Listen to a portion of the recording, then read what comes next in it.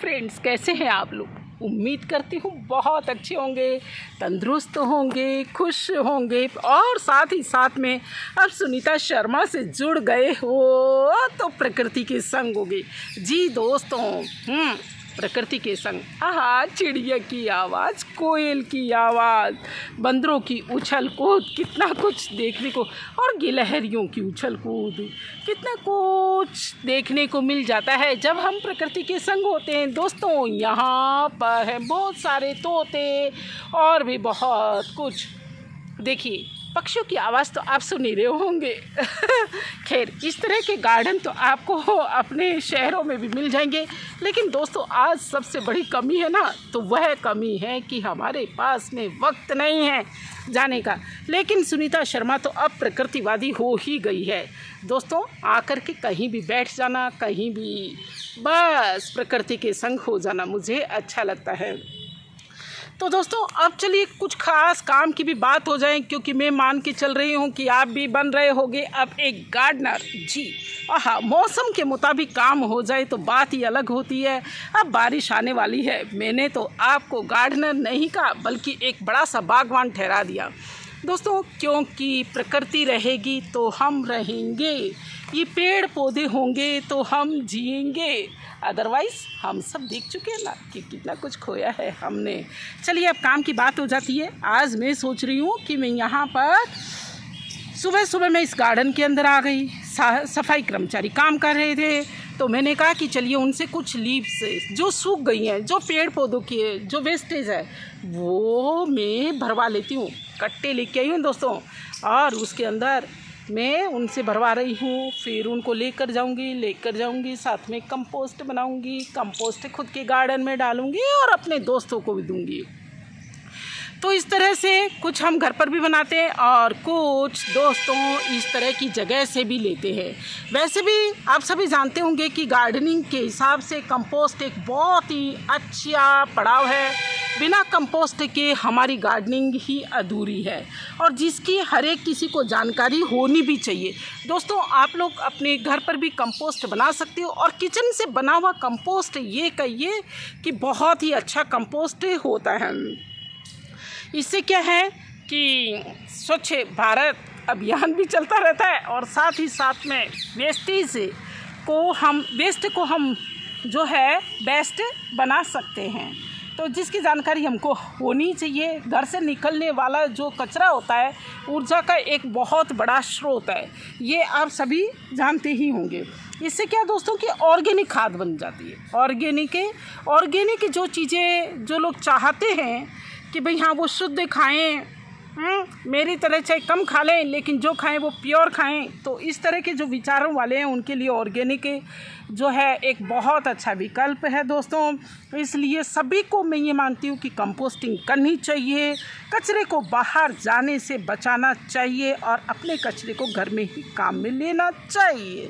चलिए, अब बात करते हैं कि कैसे बनाते हैं हम। हाँ जी, कैसे बनाते हैं दोस्तों? इसके लिए मिट्टी का बर्तन सबसे अच्छा होता है। आप मिट्टी का बर्तन ले लो या प्लास्टिक का कोई ड्रम ले लो, लेकिन मैं तो मिट्टी के मटके जो चौड़े मुंह के होते हैं दोस्तों, उसी के अंदर बनाती हूँ। तो वैसे, और एक ड्रम मैंने जो है अभी इन दिनों वापस डाला है, जो 40-50 लीटर का है, जिसके नीचे जो है एक नल लगा हुआ है।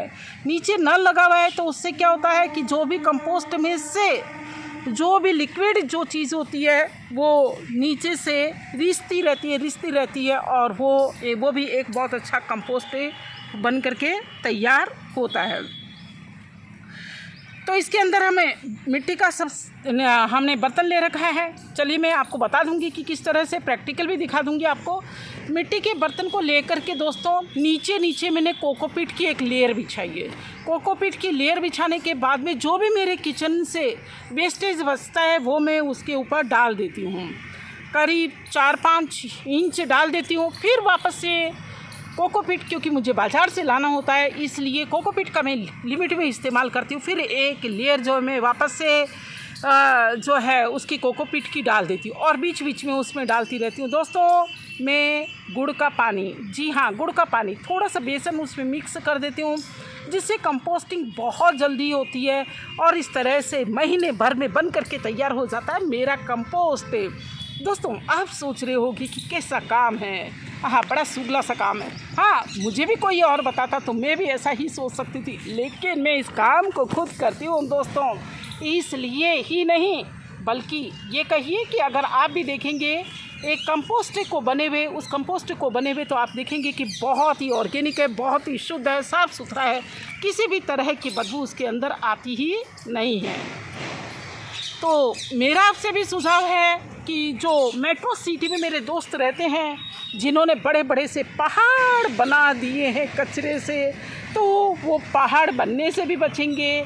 इस तरह की शुद्ध आबो हवा आप देख पाएंगे, क्योंकि जब गंदगी के पहाड़ नहीं होंगे तो कुछ तो होगा ना, कुछ होगा तो वो इस तरह का होगा दोस्तों। तो हम स्वर्णिम भारत, स्वच्छ भारत की जो कल्पना करते हैं ना, वो इसी तरह से सार्थक होगी। बस आप अपने कचरे को बाहर फेंकने से भी बचिए। सड़कों पर तो मेरे विचार से फेंकते ही नहीं होंगे, बल्कि स्वच्छ भारत अभियान वाली गाड़ी में भी आप लिमिट में कचरा फेंकें।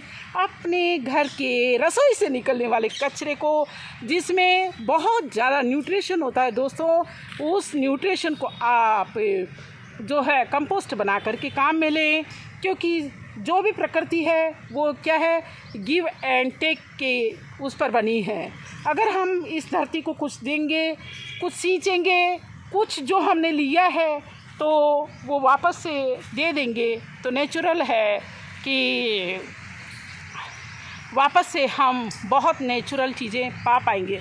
अदरवाइज़ इसी तरह से बस यूरिया, डीएपी और इनके ऊपर, पेस्टिसाइड के ऊपर डिपेंड रहेंगे और अपनी धरती को, अपनी सोने जैसी धरती को एक वक्त ऐसा ना हो कि ख़त्म कर चुके हों। दोस्तों जाग जाओ, जाग जाओ। और मैं ये कहूँ कि जो प्रकृति से हमने लिया है, हम उतना कुछ तो नहीं दे पाएंगे, लेकिन कुछ देना शुरू करें और अपने घरों में कंपोस्ट बनाना शुरू करें। दोस्तों इस तरह से सूखी पत्तियां मैं लेकर के जाऊंगी और मैं अभी यहाँ 5-6 जो है कट्टे लेकर के आई हूँ, उनमें मैं कंपोस्ट वो लीव्स लूँगी और घर जा कर के उसका कंपोस्ट बनाऊँगी दोस्तों। अरे बड़ा अच्छा लगता है। आप एक बार शुरुआत कीजिए, बस आगे कैसे बनाते हैं कंपोस्ट, कैसे करते हैं सब कुछ, वो हम आपसे शेयर करते ही रहेंगे। आपकी गार्डन को संभालने के लिए हम ऑनलाइन आते रहेंगे दोस्तों। अब दीजिए इजाज़त, क्योंकि मेरे लीव्स जो है वो भरी जा चुकी हैं। हाँ, और मुझे लगने वाली है अब आवाज़ आए उससे पहले मैं हो जाऊँ जाने के लिए तैयार। तो दोस्तों ज़रूर करेंगे ना आप ऐसा सुनीता के कहने पर। चलिए, इस तरह की वीडियोस देखने के लिए दोस्तों आप मुझसे जुड़े रहिए और इस नेचर का मज़ा लेते रहिए, कुछ सीखते और साथ ही कुछ सिखाते रहिए।